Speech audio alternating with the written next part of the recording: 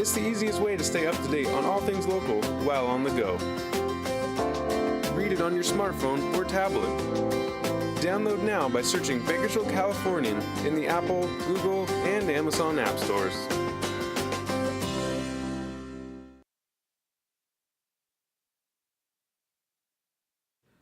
Welcome back, BVarsity Live, Dignity Health Studio. I'm Zach Ewing, and we're back with Josh Webb of Scout.com, and we've got Trevor Enigenberg. Can we do that?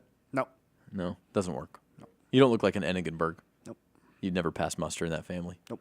Okay. I'm not blonde enough anymore. We're talking recruiting. Yesterday was National Signing Day, February the 4th, always the first Wednesday in February. Now, basketball, track and field, baseball, softball, those kind of sports. Volleyball. They can sign in November. They have a week to sign in November. They don't sign in November. They have to wait until April. They cannot sign here in this February signing period. So that's why we're talking almost all football. There were some soccer players, Trevor. Yes. Hannah Kind. Yep. Central Section record holder in goals. And teammate Reagan Staub.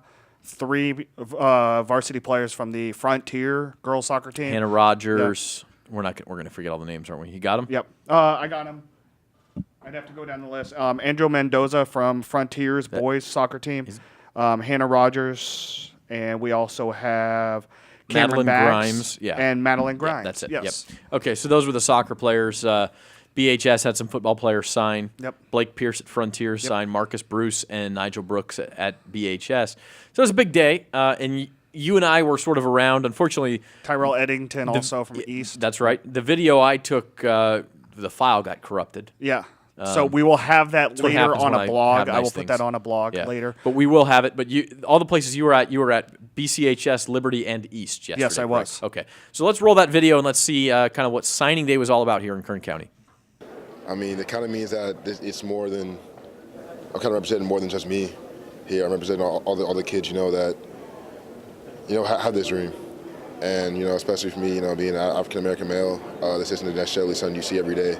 So, I mean, for me, I'm putting on for more than just myself. So I need to make sure I represent this school and everybody else has this kind of dream. I need to make sure I represent it well. Because I realize the opportunities that come with that and what I'll be able to do afterwards, after the 4 years I graduate, and I'm extremely excited.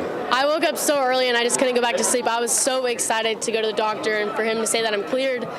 And this was just, I was so nervous, but it was just something that's so exciting and I'll never forget it. It's the best day right now is to have Hannah back on the field and to be signing to go off to college, so it's amazing. Exciting, we've never had 2 before, so at the same time, so it's really a good accomplishment for these girls. They've worked hard as they came here as freshmen, and they work hard in the offseason as well, and they deserve it. I'm really excited to see what they're going to do in the college careers. So. No, shoot, to have 2 kids sign on the same day, especially at a small school like BCHS, is something special. And, in my 14 years of coaching, this is my first time ever having 2 kids sign.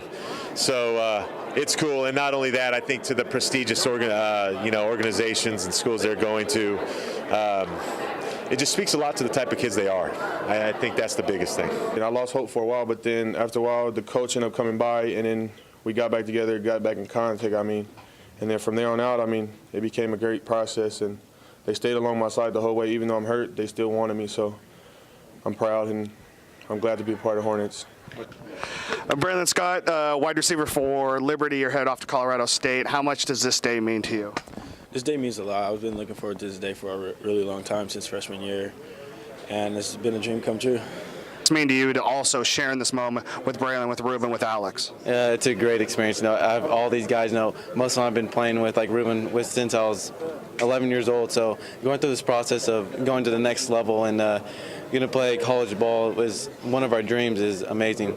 Well, it was crazy. It just started on a Monday. Last Monday, they called me and they're like, "Hey, we want you to play football for us." And my relief came off my shoulders. Said they want to pay for my school. I was like, I'm ready to commit.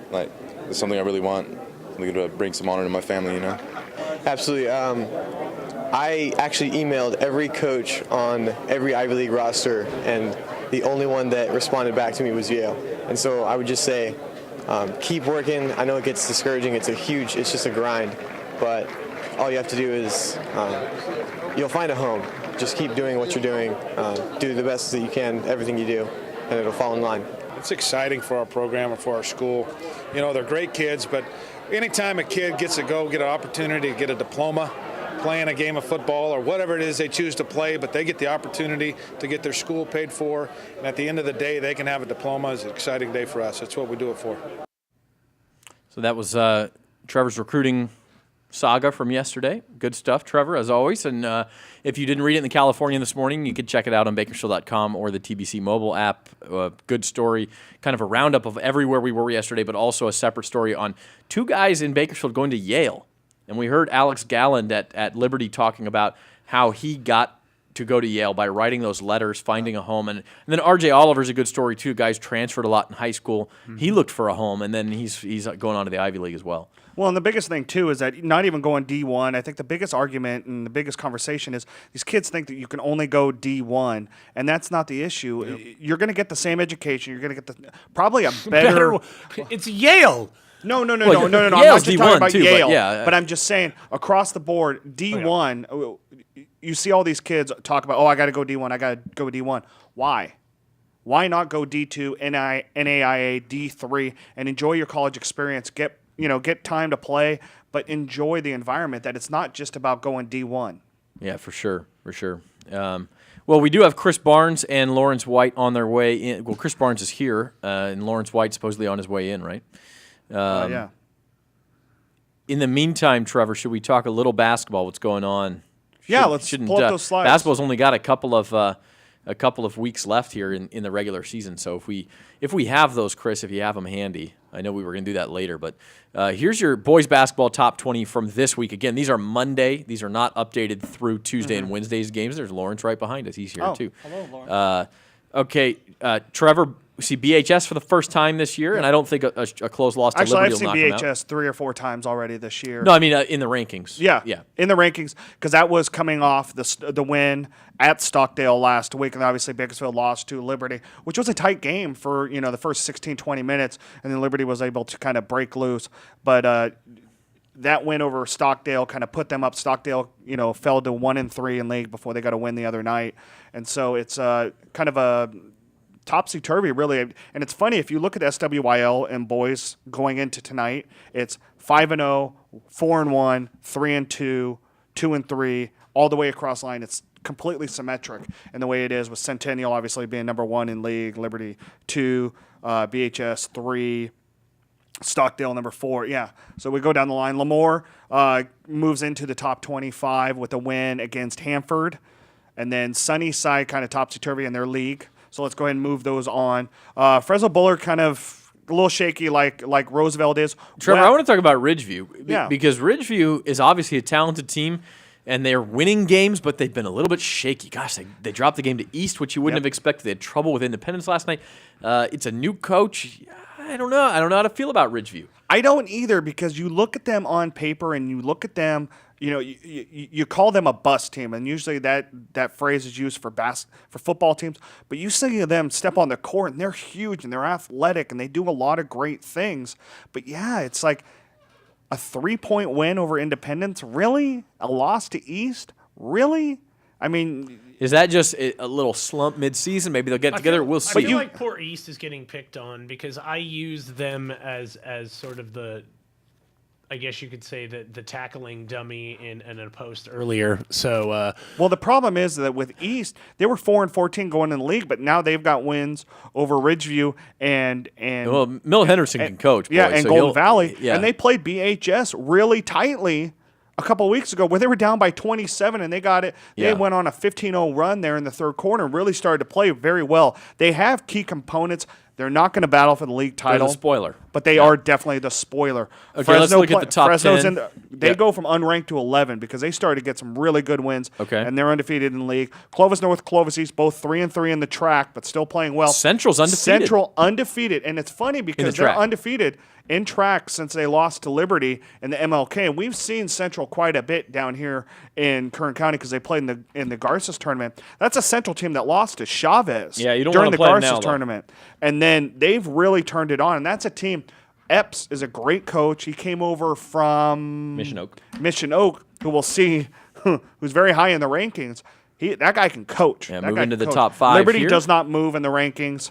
And then, whoops, that shouldn't be. That should actually be, Fresno Edison, right? Edison at number 4. And then Clovis West 5. Centennial, obviously playing the best basketball in Kern County. Tulare Mission Oak, and that's misspelled too, I apologize. That's a team that's not really getting tested now in league, but they've beaten Hanford twice. They beat Ridgeview. They beat their only losses to Sunnyside. So they're 22-1, playing for 23-1. And then obviously Emmanuel, by far and away the best team in the Central section. Sure. Now, had Centennial held on to that 15-point lead against Emmanuel, would they be the number 1 team in the section? You're darn right they would. All right. They're that close. You know what, Chris? Let's swing back and we'll do girls basketball later. We do need to get to a break. Josh, thanks for all the insight, man. If you want to hang around, we'll have Chris Barnes and Lawrence White in here, and I know that'll probably help some of your job too. Yeah, why not? All right, we'll have Josh in here. We'll squeeze an extra chair. We'll bring Lawrence White. Chris Barnes on right after this on BVarsity Live.